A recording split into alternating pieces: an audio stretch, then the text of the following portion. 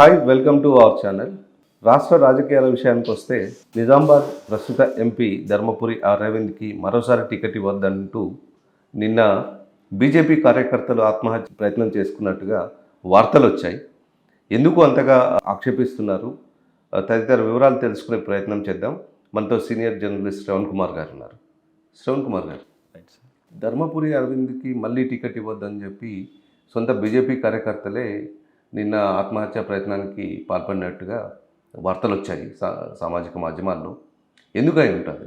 ధర్మపురి అరవింద్ కనుక టికెట్ ఇస్తే మేము చనిపోయేంత అవుతుంది కాబట్టి ఇప్పుడే చచ్చిపోతాం, మాకు అక్కర్లేదు ధర్మపురి అరవింద్, ఆయన అరాచకం మాకు అక్కర్లేదు, ఆయన మనిషి అక్కర్లేదు అంటూ బీజేపీలో కొంతవర్గంగా హెవీ ప్రయారిటీ ఉన్నటువంటి వర్గమే నిన్న నిరసన కార్యక్రమాన్ని చేసింది నిజామాబాద్ టౌన్లో. ఏంటి అసలు పరిణామక్రమం, ఎందుకు వచ్చింది ఈ పరిస్థితి? మరి ఒకనాడు గెలిపించిన వాళ్ళు ఈరోజు అట్లా ఎందుకు అంటున్నారని ఆలోచిస్తే రెండు రకాలైన కారణాలు కనిపిస్తాయి. ఒకటి ధర్మపురి వ్యక్తిగతం, రెండవది పార్టీ తీరు. ఈ రెండింటిలో ఏదన్నా ఒకటి ఆయన కాపాడాలి.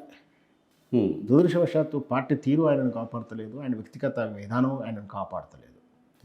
వ్యక్తిగత విధానం గురించి చెప్తాం. అతడు ఏం చదువుకున్నాడైతే నాకైతే అవగాహన లేదు, ముఖ్యంగా ఇన్ఫర్మేషన్ లేదు. ఫేక్ సర్టిఫికేట్ అని కూడా మనం వార్తలు చదివాం, ఆ మధ్యలో వచ్చింది. అవును. అయితే చదివే ఇంపార్టెంట్ అంటే చదువు ప్రమాణం అవుతుంది, ఒక ప్రామాణికంగా మాట్లాడతాం. ఎందుకంటే ఆయన మాటలు కానీ ఆయన చేష్టలు కానీ వ్యక్తిగత విధానం కానీ చదువుకున్న వ్యక్తికి కానీ విజ్ఞానవంతుడు చేసే బిహేవియర్ అయితే కాదు. ఏం మాట్లాడతాడో ఆయనకే తెలియదు, నోటికి ఎంత వస్తే అంత మాట్లాడతాడు. సహజంగా భారతీయ జనతా పార్టీ ఆర్ఎస్ఎస్ భావజాలం అన్నారు, ఎవరు కూడా అలా మాట్లాడారు. ఎందుకంటే ఆర్ఎస్ఎస్ భావజాలం భారతీయ జనతా పార్టీ కానీ లేదా ఆ శిశు మందిర్లు కానీ నేర్పే క్రమశిక్షణ విధానం అలా ఉంటుంది, అగ్రెసివ్నెస్ ఉంటుంది వాళ్ళలో. అట్ ద సేమ్ టైం సంస్కృతి, సాంప్రదాయాలు, వినయం, మాటలు, సాంప్రదాయం ఇవన్నిటి కూడా విలువనిస్తారు. అంటే నువ్వు తిరగబడాల్సినప్పుడు తిరగబడి అంటుంది, కానీ మాట తీరు మాత్రం సాంప్రదాయబద్ధంగా ఉండాలి, వ్యవహారికంగా ఉండాలి, నైతిక విలువలతో బిహేవియర్, జీవనం కూడా ఉండాలని చెప్తుంది. ఈ నిజామాబాద్లో గెలవడానికి ఎంత అనైతికం దిగజారాలో అంత నైతికంగా దిగజారాడు. ముఖ్యంగా భారతీయ జనతా పార్టీ అయితేనేమి, ధర్మపురి అరవింద్ అయితేనేమి. తండ్రి గారికి మనకు తెలుసు, తండ్రి గారు డిఎస్ అని బాగా అందరికి పరిచయం. ధర్మపురి శ్రీనివాస్ గారు అంటే ఒక రకమైనటువంటి గౌరవం అందరికీ కూడా. కాంగ్రెస్ పార్టీలో సహజంగా ఏంటంటే ఎవరి వర్గం వాళ్ళకు ఉంటుంది, గ్రూప్ రాజకీయాలు.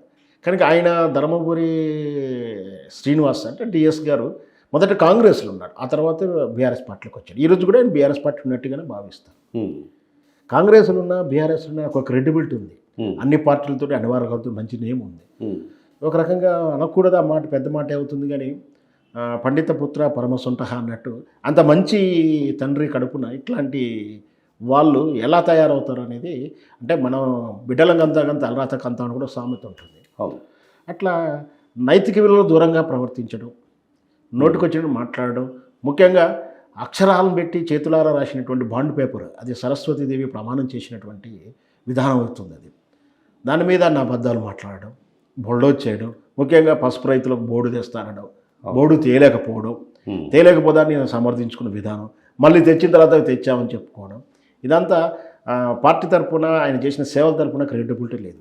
ఇవన్నీ ఒకటి అయితే పార్టీ శ్రేణులని, పార్టీ కార్యకర్తలకు విలువ ఇవ్వకపోవడం, అహంకారంగా మాట్లాడడం, అవినీతి ఆరోపణలు, పైపెచ్చు ఎవరైతే ఆయనకు కాంట్రాక్టులు ఏదైనా సంథింగ్ మూటలోప చెప్పిన నాయకులని దగ్గర తీశాడని, ప్రజలకు దూరంగా వెళ్ళిపోయాడని, అట్లా గెలవలేకుడు దూరంగా ఉన్న వ్యక్తికి మళ్ళీ టికెట్ ఎట్లా ఇస్తారు అని చెప్పి నిజమైన బీజేపీ కార్యకర్త ఈరోజు భద్రపడుతూ తమ బాధలు ఈ విధంగా రోడ్డు మీదకి వచ్చేసి, మేము ఎంతో ప్రతిష్టాత్మకంగా మా పార్టీ, మా బీజేపీ పార్టీ అని చెప్పి బీజేపీ పార్టీకి ఏ విధంగా సంబంధం లేనటువంటి ఒక ధర్మపురి అరవింద్ని ఎంపీగా గెలిపించుకున్నాం. ఆ గెలిపించే నేపథ్యం కూడా ఒకటి ఉంది, నాకు క్లియర్గా చెప్తాను.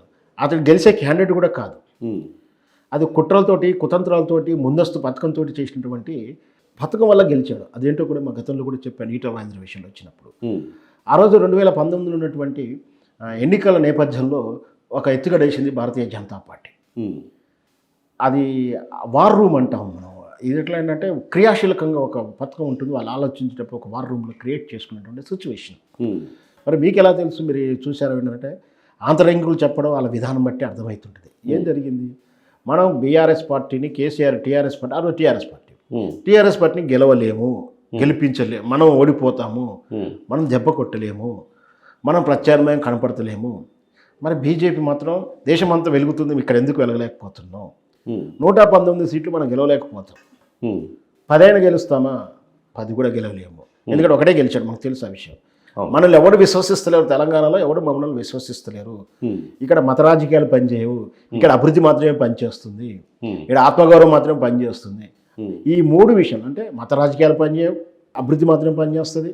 ఈ మూడింట్లో కూడా ఈ బీజేపీ పార్టీ లేదు. మరి మనం ఉనికిని చాటుకోవాలంటే ఏం చేయాలి? కేసీఆర్ని గెలవాలంటే ఏం చేయాలి?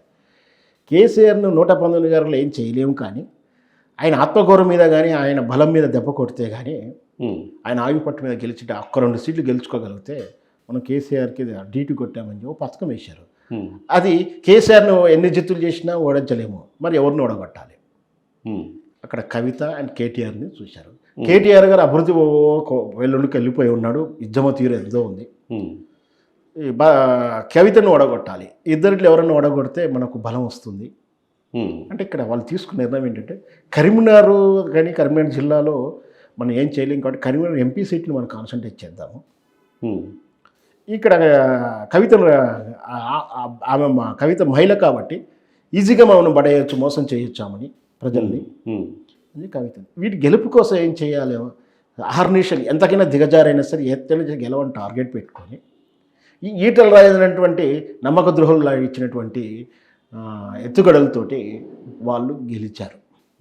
అంటే కరీంనగర్లో వినోద్ గారు ఓడిపోవడానికి కానీ ఇక్కడ కవిత గెలవడానికి కానీ ఈటల రాజు లాంటి నమ్మక ద్రోహులు హెల్ప్ చేసి కేసీఆర్ ఎత్తుగడలు, వ్యూహాలేంటి, బలాలేంటి, బలహీనలేంటి అని చెప్పేసి ఆ రెండింటి మీద కాన్సన్ట్రేట్ చేసి డబ్బులు కేసీఆర్ ఇచ్చే ఎత్తుగడల విషయంలో వాళ్ళు ముందొచ్చి చెక్కు పెట్టగల గెలిచారు.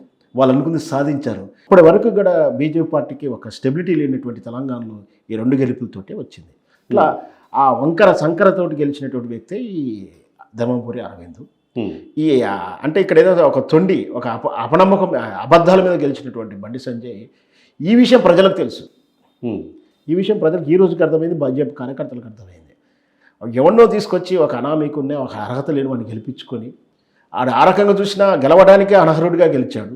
గెలిచిన తర్వాత వ్యక్తిగత అభిప్రాయాలు, వ్యక్తిగత యాటిట్యూడ్ బాగాలేదు, మొత్తం లంచగొండితనం, మొత్తం లక్షలాది కోట్లాది రూపాయలు దుర్వినియోగం వసూలు చేసి కూర్చున్నారు.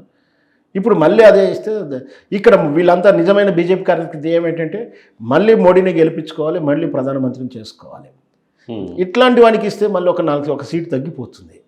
మోడీ అక్కడ మనకి చేరాలి. కాబట్టి నిజమైన బీజేపీ కార్యకర్త ఇట్లాంటి గెలవలేని అసమర్థులకు, అవినీతి పరులకు, అనైతిక విలువలు ఉన్నటువంటి వ్యక్తులను గెలిపించడానికి వీలు లేదు అంటూ వీళ్ళు రోడ్డు మీదకి వచ్చిన విధానం. వీళ్ళు నిజమైనటువంటి బీజేపీ కార్యకర్తలు, ఆర్ఎస్ఎస్ భావజాల కలిగిన వ్యక్తులు. అంచేతన ఇట్లాంటి వాళ్ళందరూ కూడా తరిమి కొడుతున్నారు నిజమైన బీజేపీ కార్యకర్తలు.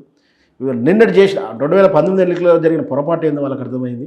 నిన్న 2024 దాంట్లో ఏం జరిగింది లోపం కూడా అర్థమైపోయింది. ఆ 2 సవరించుకుంటూ ఈరోజు అదే ధర్మపురి అరవింద్కి టికెట్ లేదని చెప్తున్నారు, రఘునందన్ గారికి టికెట్ ఇవ్వకూడదని చెప్తున్నారు. యువతల బండి సంజయ్ కూడా టికెట్ ఇస్తే కరీంనగర్లో నిరసన సభలు వస్తున్నాయి. ఇక్కడ ఇటువైపు ఈటల రాజేందర్ రానియొద్దని పొగబెడుతున్నారు, అటు బండి సంజయ్కి టికెట్ ఇద్దని గొల చేస్తున్నారు. వీళ్ళు ఓడిపోయడంతో వాళ్ళకి అవమానంగా ఉంది భారతీయ జనతా పార్టీ సామాన్య కార్యకర్తలకు, జెండా కట్టిన కార్యకర్తలకు. సో మళ్ళీ ఇస్తే మన మోడీ ఎక్కడ ప్రధానమంత్రి అవ్వడం అని బాధతోటి వీళ్ళంతా రోడ్డు మీదకి వచ్చారు.